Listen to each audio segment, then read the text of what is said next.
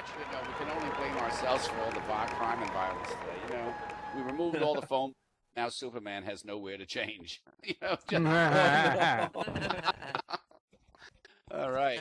We got a couple more comedians still, but really quick, another couple of really quick jokes. Here we go. What's the difference between a girlfriend and a wife? About 45 pounds. Okay. What's the difference between a boyfriend and a husband? I want to meet that one. About 45 minutes.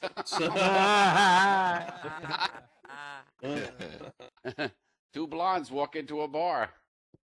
You'd think at least one of them would have seen it. Okay, all right. Why do Scotsmen wear kilts? Because sheep can hear zippers. Zippers from a mile away. They're all bad. They're all bad. All right.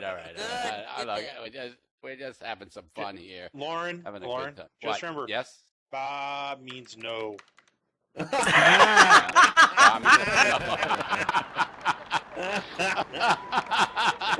That means ba. No, that's the first thing they teach you in high school in Wyoming. Ba means no, right? Oh. I went to the zoo the other day. There was only one dog in it. It was a Shih Tzu. Okay. Oh. Come on, we got bad jokes. Let's bring up next. You know what? We're going to save Why Not to the end. She's got a lot of run through and she'll get us going. So let's bring up CatBoy. I think CatBoy, Okay. you ready? Okay. CatBoy. How do you know what I got? Because you always have good stuff, okay? Yeah. You always do. You CatBoy know does. this. We always save the winners along the way till next week. And don't forget, everybody, next week, CatBoy and Why Not and hopefully Doc Ron and all the rest of you guys will run the show together on your own while I romance my girlfriend, okay? There's her that's first. sweet. There you go. Sweet. I figure she's going to be 61, so if I just go 6 plus 1 is 7, I'm a pedophile. All right, there you go. All right. Now, someone asked me, what does IDK stand for in text? And she said, every time I ask, some people say, I don't know. I do kink. IDK. Okay, now I want to show you something. Now, you remember what everyone was talking about with, what Doc Grun was talking about, right? And I want to show you something here. Does anyone recognize what this is? Anyone recognize? That's Hitchbot. That's Hitchbot, right? This is the Hitchbot right here. Is that the one? The Hitchbot? Yes. Yep. Yes. Yep. This is the poor little thing. Now, it's much bigger here than in real life. In real life, it's about half that size. Because there's too many microprims in there. I couldn't shrink it down. But it's this tiny, adorable little robot that has this beautiful little smile on it. And the poor thing is helpless. It just sits there by the side of the road and it says, please take, and it has this little child voice. And there's a little USB plug-in like, I need electricity, please charge me up. I need a ride to the next town. I would love to go to, I don't know, Vegas or something like that. It's this poor little thing. And, it didn't even make it off the East Coast. It died in East Philly, not even West Philly, right? And, yeah, didn't even make it that far. So it was really terribly sad. And this thing was built in Halifax by a bunch of Canadian designers. And they said that they tried to make it look like sort of like an adorable, helpless child. And they gave it that kind of inflection through its programming because it's interactive. You can talk to it. This thing actually speaks to people, and it will answer questions, and it will interact with you in certain ways, and it actually takes photos and downloads stuff. And MIT said that the Canadians went about it all wrong if they wanted it to go across the United States. So what they did was MIT came up with Hitchbot 2.0. This is what's going to make it across America. They're going to take another shot.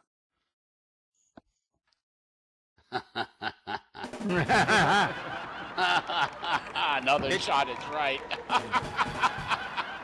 Well, he's going to go through Texas. Yeah. Right. So you got the flag that's being all patriotic, and you got the gun again being patriotic, and you got the knife. It's not going to beg for a right. It's going to jack you. Take the knife out and give him. You forgot the flak jacket. Meth. Yeah, right. Free meth. Yeah, that's what the bucket's full of. Yeah, that's actually the white part of there. That's those plastic pill buckets. That's what that's actually made of. That's a poor thing. Anyway, let's get on with some jokes. A priest, a minister, and a rabbi decided to have a friendly competition to see who's the best at their job. To make things interesting, they agreed to see who is the best at converting bears in the local woods. Crazy, huh? So a week passes, they all get together and they compare notes. The priest says, I was walking through the woods, came across a patch of berries. There was a bear gathering the berries. I walked up to the bear, gave him a holy communion, and thus converted the bear. Right? And then the minister goes, I too was walking through the woods. Came across a stream. There was a bear in there in the stream, catching fish. I waded out to him, baptized the bear right there, converted right on the spot. And the piece of minister look over the rabbi. The rabbi looks like he got hit by a bus. He's all covered in broken bones. He's got wraps all around him. He looks terrible. Right? He said, part of him's in a full body cast. And the rabbi says, oh, in retrospect, I should have not led with the circumcision. Okay, I got a global survey.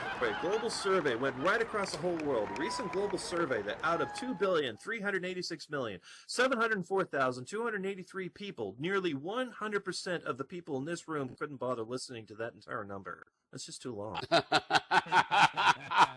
Yeah, absolutely right. Got it. There was a number? Yeah. Anyway, one day a man goes to a pet shop, right? Goes to buy a parrot, right? And the assistant takes the man to the parrot section, right? And he's shopping around. He wants to check out several different parrots. I got many of them, right? And the man, he looks to one. He says, how much is that yellow one over there? And the assistant said, that parrot cost $2,000. The man is shocked. He asks the assistant, why is it so expensive? And the assistant explains, this parrot, the very special one, it knows typewriting. It can actually type, and it's really fast at it, too. I said, well, that's amazing. Well, what about the green one, the man asked. And the assistant says, that parrot costs $5,000 because he knows typewriting and can answer incoming telephone calls and take notes. So if someone phones your house, you can actually take messages. Right? And the guy says, that's amazing. What about the red one? The assistant says, well, that one's $10,000. Good God, what does the red one do? And the assistant says, it doesn't do a damn thing, but the other two call it boss. Oh. I think sign language can be pretty handy. Huh? Handy? Sign language. Andy, I oh. got it. Okay. All right, I got a Texan joke. This is a joke I came up with when I was working with Thinkerer on a play we're working on. It was a Texan was driving over to the Mexican border with his family. The border guard looks out of his booth. He notices that the Texan has taken his pickup and he's jam-packed it with literally everything that would fit. Like the back end of the truck is dragging on the ground, right? Raising an eyebrow, the border guard says, are you planning a long stay, sir? And the Texan says, we're emigrating to Mexico. Visibly surprised, the guard says, well, why is that? Right? And the man responds, 30 years ago, homosexuality was despised. 20 years ago, it became tolerated. 10 years ago, it was widely accepted. This year, it became equal. We're leaving before it becomes mandatory.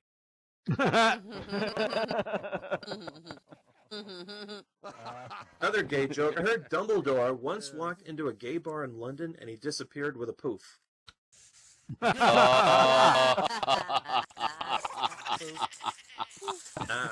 Okay, now I got a list here. This is a list from Twitter.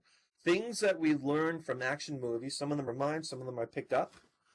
And I'm going to go into the list right away. These are things that we all learned from action movies. Some of them have a little bit of twist on it, because you know some of them, but there's a little extra thrown in. That is, first one. It's almost impossible to disarm a bomb, but wait until the last 5 seconds, then it gets really easy. If you're a British secret agent, you usually only have to wait until the last 7 seconds. A gun either has no bullets, only one bullet, or infinity bullets in it. Yeah. That's a fact. That's a fact. Hollywood's grasp of science is only slightly better than the GOP's. This is very important. Do not kidnap Liam Neeson's daughter. As a matter of fact, you don't want to be the next guy who kidnapped Liam Neeson's daughter if you saw Taken 3. Any door can be opened with a single kick as long as you look like a badass while doing it. True. Yeah, as long as you look cool, you can kick open the door to Fort Knox. Not a problem. Okay, here's another one. Anyone that shows you a picture of their girlfriend or fiancé, we know this from war film, they usually will die in the next few minutes. That's pretty obvious. We learned is that emotionally you'll be over it in about 90 minutes. You'll be past that. Explosions are perfectly safe to turn your back on as long as you walk away and look cool while doing it. Newton's laws are more like suggestions. During a mission, it will always be necessary to visit at least one strip club. At least one. Always got to see that.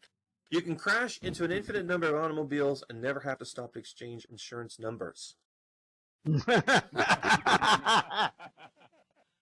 And by the way, street vendors are actually meant to be run over during a car chase. Hitting them is like picking up extra life points in a video game.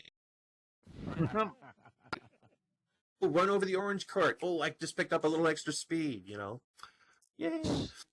If you pick up a dream girl in the middle of a film noir, the more sexy she is, the more likely it is she will try to kill you later. So That's true. now, anyone, we all know this is a very common one. Anyone with a British accent we know is evil, unless there's a few exceptions to this. These are brand new. Unless you're a British agent, then the guy with the American accent is evil. If everyone is British, then the bad guy is the one who talks like a smarmy headmaster who just caught two boys smoking in the bathroom. That's how you find that one. By the way, you can catch any speeding car on foot by running down back streets. Anyone, here, this one's really important. Like, you ever catch yourself, let's say if you're in an action flick, you just wake up one day, what am I doing in an action film? If you ever run into anyone who claims diplomatic immunity, shoot them in the head right now, immediately. Because they do it, because you either deserve it or you'll wind up saving yourself a whole lot of trouble later on down the road. A detective will always do his best work after he is told to hand in his badge and gun. That's true. Anybody. Never tell anyone. If you're a cop, for God's sake, do not tell people you are retiring. Just show up one day, hand in your badge, your gun, pick up your pension, and get out. Or it's going to be the worst. I promise you. Another thing is, you're never too young to say, I'm too old for this shit. You could be a teenager. Not a problem. And this is the very last thing that we ever learned from action movies, and this is the most important thing. All of you have to remember this. Don't leave when the credits start rolling. You're going to miss something at the end. Yeah. Numbers in these days, don't they? And that's it. That's it for tonight, everyone. Yay! Yeah, thank you, Catboy. That was great. Come on, let's give up an extra round of applause before we call our last one. We have a few things to say on Donald Trump. Okay, everybody. Encore.